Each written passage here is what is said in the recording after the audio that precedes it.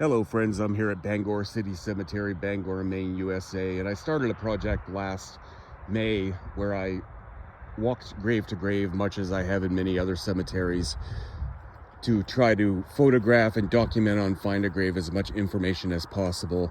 I did the old section and finished that probably in July or August, and I've been sporadically working the new section. There are a lot of unmarked graves in this cemetery. It is a Bangor City public ground, so you would have people from all walks of life, rich, poor, unknown, buried here, but a lot of them were buried by the city, so were given a pauper's grave and no marker. This whole section right here has dozens of people buried in it, but as you can see, there's only a few markers. And what I've started doing is just taking a picture of the plot.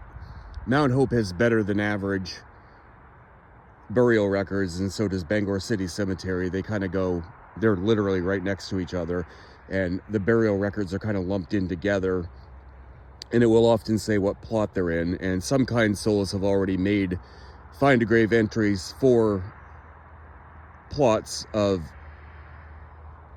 people who may or may not have a stone, but I actually walk the grounds and try to find the stone. But all of these areas are just filled with burials. So what I've started doing is taking a picture of the plot if there is no actual stone. When I started walking Bangor City Cemetery back in Maine, it was something like 34% photographed. And now it's 54% photographed.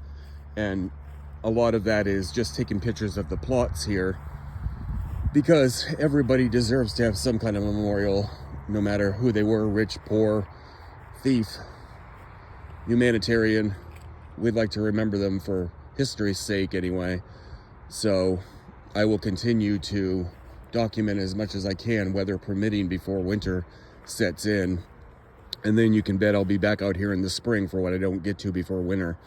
But I've really grown to like this cemetery a lot. From the other side of the street, people that were born in the 1700s, fought in the Revolutionary War and lived in those days, to this side of the street where there are modern burials as well as Civil War veterans, World War I, World War II veterans on this side. And so the whole thing is full of history. And we have some friends today as well. You can see all the Canada geese in the background. I posted a picture not too long ago of them flying above me. Well, here they are today, kind of grazing the grounds, probably looking for worms and insects to eat. So that makes it even more picturesque out here in Bangor City Cemetery. But I haven't been here for a week or so, just have gotten busy. But the last time I was here, I added all the plots from that road up there back to here in this section, and added